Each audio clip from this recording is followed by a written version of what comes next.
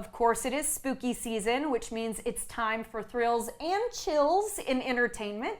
We've got Claire Knox and Melissa McCauley from BookPeople this morning to give us their eerie recommendations. Very exciting. Y'all, good morning. Good morning. Good morning. Lovely to have you both here. So Claire, we're going to start with you and we're going to dig right into it. You guys have brought us some creepy, quite frankly, book recommendations today. Your first one, Claire, is Slewfoot. Talk to me about it. Yeah, so my first one is Slewfoot. It's going to be this one right here.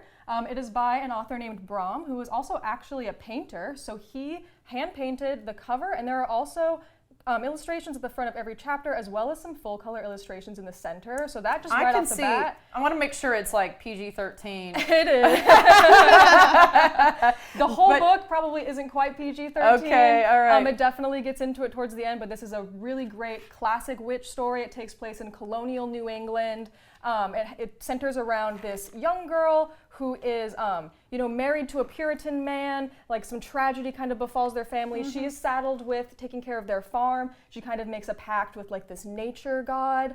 It gets really witchy, really cool. It really satisfies those very classic, like, witchy Halloween vibes that you really want. It has a really great payoff in the end. Some really good for her, like, female power moments in this one. Hey, so it's been one of my favorite books I've read so far this year. It's been selling really well. We did it earlier this year in our book club, and everyone really loved it. So this is one of my favorite ones to recommend for the fall, and really just any time of year when you want something a little bit spooky, but it really hits this time of year. A tale of bewitchery. Okay, I'm into it. Yeah, and I think there is kind of a throwback people like to do to kind of like Salem, Massachusetts, Exactly. the early witch trials, that kind of that vibe. has that exact vibe right here. Okay, Yep. My Darling Dreadful Thing. My Darling Dreadful Thing. Yeah, it's this one right here in front. Another one of my absolute favorite reads that has come out this year. It is new this year, and this is a debut novel from this author, Joanna van Veen, who is a Dutch author. This takes place in the 1800s in the Netherlands, and it centers around this young girl who is helping this older woman conduct seances because she's one of those spiritualists, and she kind of brings in these wealthy patrons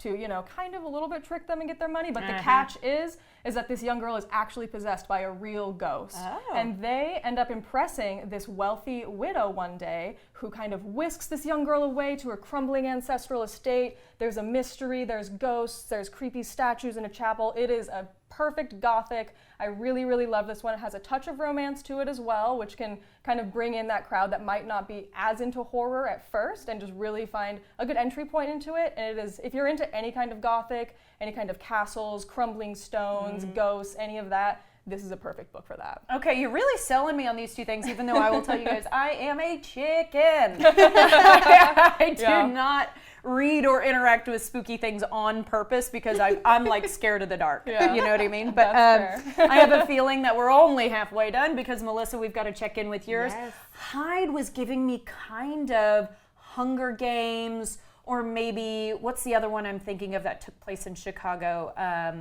Divergent. Oh, yes. Divergent. So there's kind of a vibe there, right? It definitely is. I was gonna say, it like kind of has like Hunger Games vibes. It is a group of people who come together to do like the ultimate competition of hide and seek. And it is like crazy fast paced. This is the author's debut novel into adult fiction. She's done young adult fiction before. This is her first into adult fiction. I think it definitely like bridges that gap between that. So readers wanting to get more into adult fiction, I feel like this is a good one for them to jump off to. But yeah, this one, crazy fast paced, incredibly fun. We did it in our October book club pick. So a lot of people really enjoyed it. Me being one of them. And I have to say, hide and seek doesn't sound necessarily very spooky, but there are probably a couple more twists and turns coming our way, right? Absolutely, yeah. It starts off, they're all led there thinking it's going to be a reality TV competition. And obviously there's more nefarious reasons, that they're all there. There's some spooky, demonish entities coming into play. Okay. It definitely there's some twists and turns. Yeah, it's a great one. I like this. It's such a good smattering of like, we're really running the gamut here on horror. William, creepy. Yes, that one of our book reps said that it was the scariest book he has read and he couldn't finish it. No way! That's really saying something. He reads a lot of horror books, but I loved this one. As soon as he said that, I was like, okay, well, I'm going to read it. Yeah. And I did. It is kind of a like tech thriller. This very passionate, very reclusive inventor just becomes obsessed with his creation, an AI robot. And Frankenstein. Incredibly so. It is like Frankenstein meets Black Mirror is sort of what I would say. It takes place all in one night on Halloween night over a couple of hours. So again, incredibly fast paced. Both of these are great recommendations for people who usually read like mystery thrillers, and yeah, it's a great, Both of them, diving in. Sit down, read it in a night, be spooked. Truly, yes. I read them in one sitting. Oh my gosh, okay, that's good to know. All right, Claire, I want to ask you guys a little bit about the book club that you run together called, fittingly, The Nightmare Factory. It means you must be horror lovers. Yes. Why don't you tell me a little bit about the club? Yeah, so Nightmare Factory is Book People's only horror-themed book club. We have a bunch of different book clubs at Book People. They all have a specific theme, and we do horror all year round. So we meet once a month on the third Tuesday of the month at 7 p.m. on the third floor of Book People.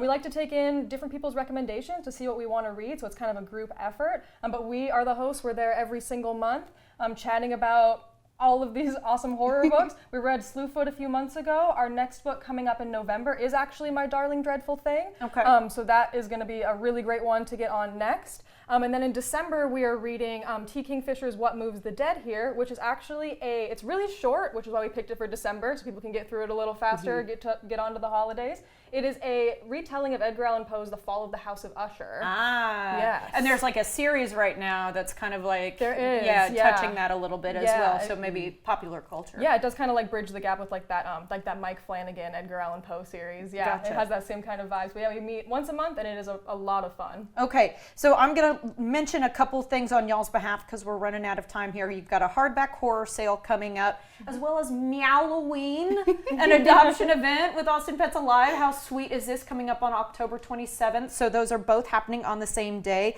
Last thing I want to ask you about, Melissa, in the last 20 seconds we've got is Trick or Read, and that's happening on Halloween. It is. It is happening on a Halloween at 5 p.m. at Book People. We will be having trick-or-treating, we'll have candy, we'll have a story time, lots of activities. We're expecting it to be really fun. Come dressed up, come have fun.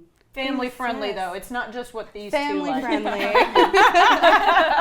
Fun stuff for the whole family. Okay, guys, thank you so much. Happy Halloween. Happy Halloween. Happy thanks. Halloween. All right, guys, Book People has a ton of events, author signings, genres to shop, and a whole lot more. Stop by in person on North Lamar Boulevard or go to bookpeople.com to find a new read today.